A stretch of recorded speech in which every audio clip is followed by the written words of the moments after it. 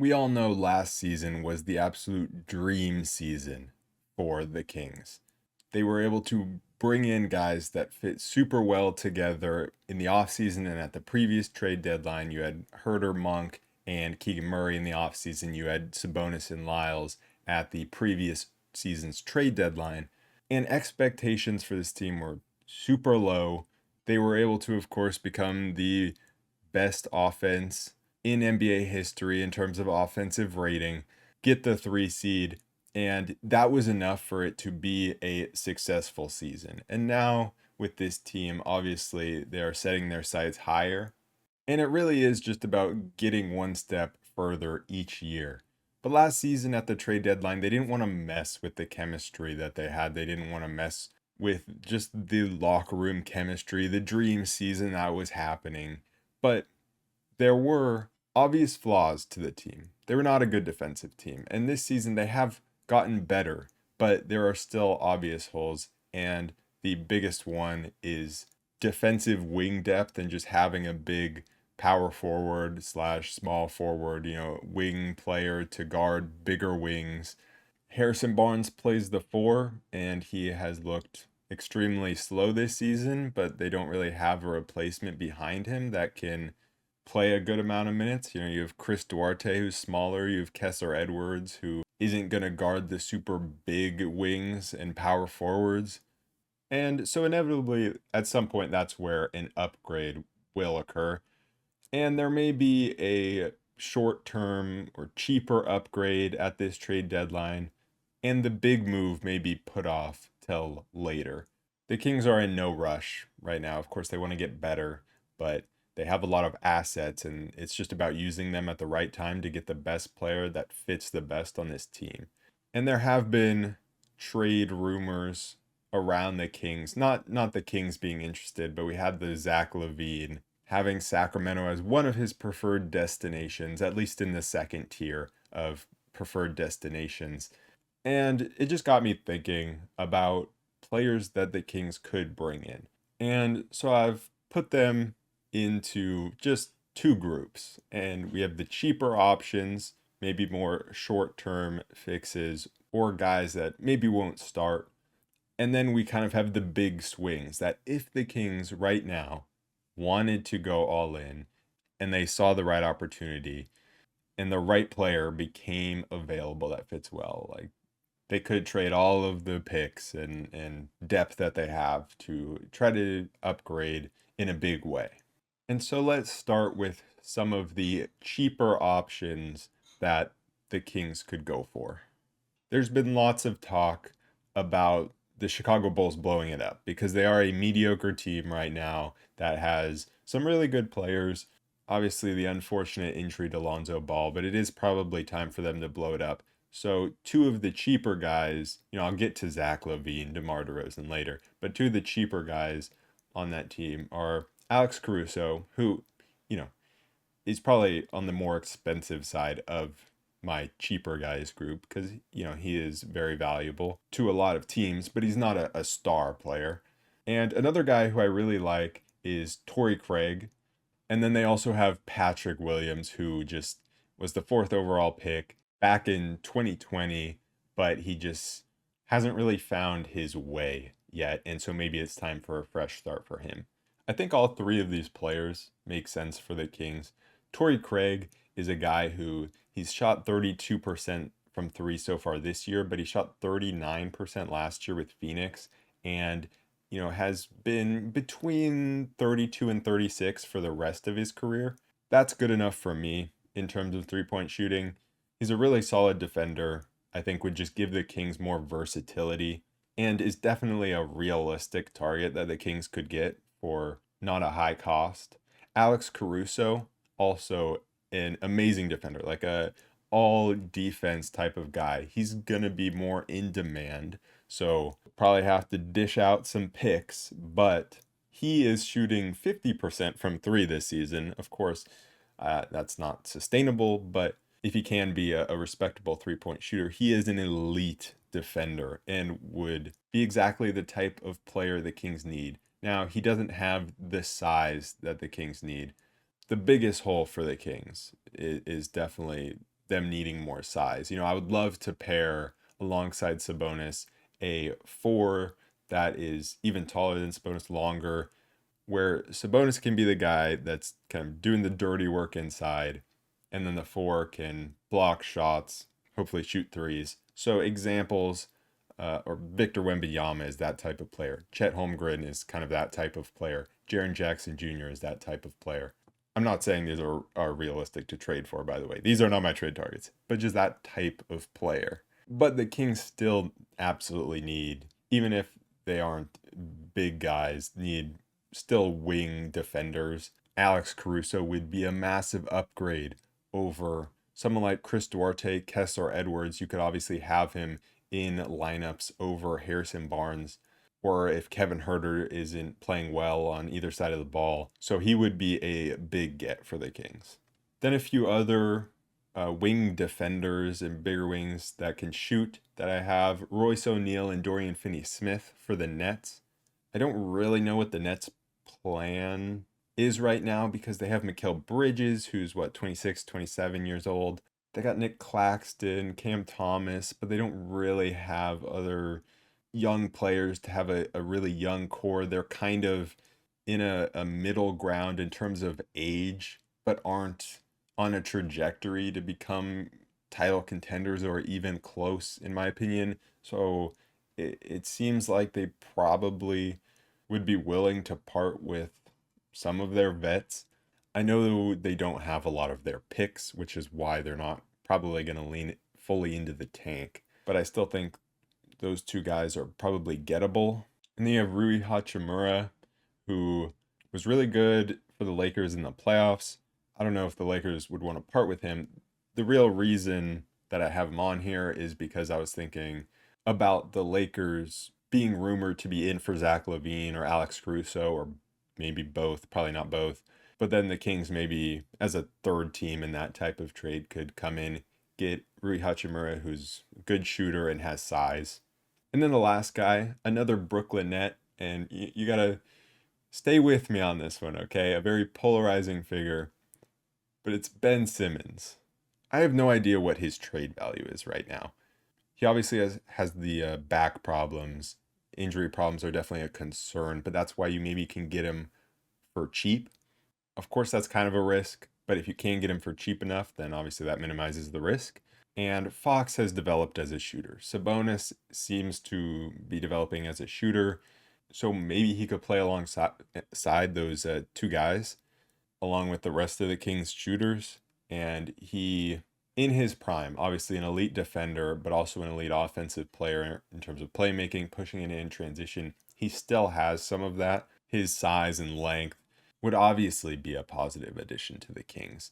And the Kings also need playmaking off the bench. We don't really have a good backup point guard right now. I mean, Malik Monk runs the point. He's averaging like 6 assists per game. But it would be nice to have someone else, because Davion has not played well. Keon Ellis is not a ball handler, in my opinion, and hasn't really made great decisions offensively. So I think Ben Simmons could be almost like the Sabonis of the second unit. I think that could be really interesting.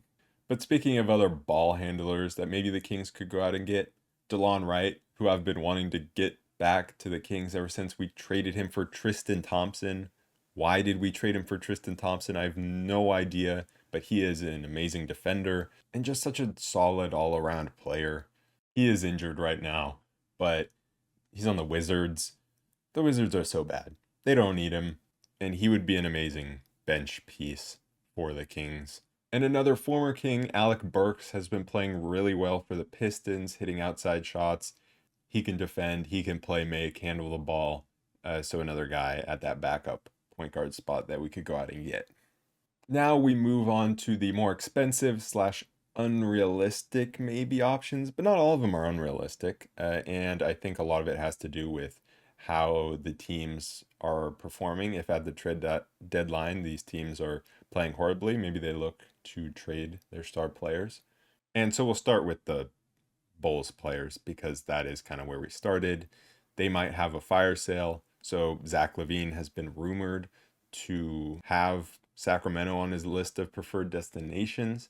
And I think Zach Lavine gets a bad rap. I think he gets labeled as inefficient, shot chucker, empty stats. That's what being on a mediocre team will do to you. But he is an efficient scorer, and he's an elite scorer. At the end of the day, fit is great, but talent is so important, and so it would be a massive upgrade for the Kings in terms of talent. You can never have enough scoring. I mean, we saw that in the playoffs when some of our role players were not so great offensively. And so, really, how I see the only way I see us getting him is if we also go out, if we can get him for not too expensive, and then also go out and get someone else who's really solid, who's a bigger wing. Because if you're going in on Zach Lavine, that means you're trying to win now. And so you would also have to make a move to fill the spot at the wing position. And the worry there is we would have to use a lot of the salaries on our team now to be able to trade for Zach Lavine. So then we wouldn't have much left when it comes to trading for that wing. And that's where the problem is. DeMar DeRozan is, great player, great scorer, but not what the Kings need at all. Older player, doesn't take too many threes. I don't know if that would necessarily be the worry. It's more the age, defensive side of the ball, taking the ball out of Fox's hands in the clutch, maybe. I mean, that would definitely not happen, but then why do you have DeMar DeRozan? So that's a no for me. Then we have two guys who I think fit super well on the team, but it's maybe unlikely that they'll be available, and that's Mikal Bridges and Larry Markkinen. I talked about the net situation. I'm not sure what's going on there. Maybe if they do lean into the tank, though, they would consider trading Mikal Bridges. That would be most of our picks. Same with Markkinen. Bridges is obviously going to give you the elite wing defense. He can also create for himself offensively as a knockdown shooter. Fits in every single way. He would be an amazing get for this team. Markkinen is another guy who, like I was talking about with the Jaren Jackson Jr.'s, the Wembanyamas, the Chets, he's that 7-foot kind of wing player who can block shots, but he's a sharpshooter. He would work great in the offense. Just an amazing offensive player. Obviously an all-star. Isn't going to give you elite wing defense, but his size and length I think would help. And so if he's available, I think he'd be an amazing get. Then we have the Raptors, and we've seen the Raptors lose guys in free agency before, obviously with the most recent being Fred VanVleet to the Rockets. And do they want to do that again with OG Anunoby? Do they want to do that again with Pascal Siakam? I don't know. And these guys have been in trade talks for a while. OG is obviously the guy that's going to give you that wing defense and the knockdown three-point shooter that fits better with the Kings. That's definitely a realistic trade target if the Kings want to push all their assets in for a guy like that. Pascal Siakam is more on the side of just being an amazing talent upgrade, just like Zach Lavine. Does he fit on the team as well and fill the holes? Not as much. He is obviously a power forward, he has size. Not as good of a three-point shooter, though. But I mean, I think he would be a better fit than a guy like Zach Lavine. Isn't going to provide the elite defense OG gives, but I think he would be a solid enough fit because he's just such a talented player. And then my last three are super unrealistic ones, I think probably, but it's kind of if their teams really do horribly, maybe they look to blow it up. And so that's Paul George, Brandon Ingram, and Zion Williamson. The Clippers have a very short window, and obviously they just traded for James Harden, but they've been playing pretty terribly. I don't expect that to totally continue, but obviously they have to win right now. Paul George has been playing amazing basketball, and so maybe if they really do absolutely suck, then maybe they try to cash in and recoup some assets for Paul George. Obviously, they traded away a ton with that Shai Gilgeous-Alexander trade, but he would give you that wing defense. He is older, but elite shooting, elite scoring, elite wing defense, and that would be a win right now move.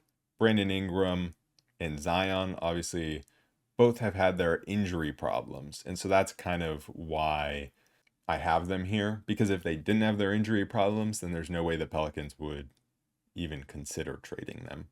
But it's possible that the Pelicans see their injury problems and either say, let's just get away from this, or we trade one of them because we can't have two injury prone guys. And I don't think they're going to give up on Zion. Zion has too high of a ceiling for that. If they do, then go in and grab him. But I don't think they will. But Brandon Ingram, I don't think they're going to trade him either, but I think it's a little more likely. He just gives you that elite scoring, not as much defensively, but he is a really long player that would fit into the team. And so maybe the Pelicans do something crazy if they are playing horribly, but I don't really expect that to happen at all. Anyways, that's the list of players. I don't expect the Kings to make a move for any of the more expensive players that I talked about, at least not right now. The only one that it's like maybe they'll go after is like OG Anunoby. But other than that, I think they'll probably, at this trade deadline, try to make 1, 2 moves around the edges to solidify some wing defense and just continue to be patient. Let this team grow. Let Keegan Murray grow. He's evolved into a great defender, which helps a lot. Hopefully, he can get through his sophomore shooting slump.